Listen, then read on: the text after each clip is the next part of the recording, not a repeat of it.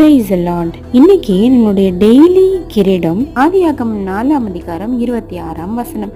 சேத்துக்கும் ஒரு குமாரன் பிறந்தான், அவனுக்கு ஏனோஸ் என்று பெயரிட்டான். அப்பொழுது மனுஷர் கர்த்தருடைய நாமத்தை தொழுது கொள்ள ஆரம்பித்தார்கள். பாருங்க, பிள்ளைகளுக்கு பிள்ளைகள் பிள்ளைகளுக்கு பிள்ளைகள்னு பிறக்க தொடங்கினாங்க. அப்படி வரும்போது மனுஷர் என்ன பண்ணாங்களாம், மனுஷர் கர்த்தருடைய நாமத்தை தொழுது கொள்ள ஆரம்பித்தார்கள்.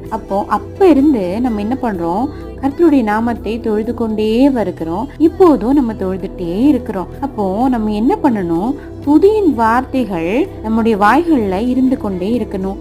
எப்பவும் துதிக்கணும். நடந்து போகும்போதும், வரும்போதும், நிற்கும் போதும், உட்காரும் போதும் அப்படியே அவரை துதிக்கிட்டே இருக்கணும். உயிரோடு இருக்கிறதுக்கு துதிக்கணும், நாசியிலே சுவாசத்தை தந்ததுக்கு துதிக்கணும். அப்படியே ஆண்டவரை துதித்து கொண்டே இருக்கலாமா? ஒரு நிமிஷம் எல்லாரும் ஆண்டவரை நோக்கி துதிங்க.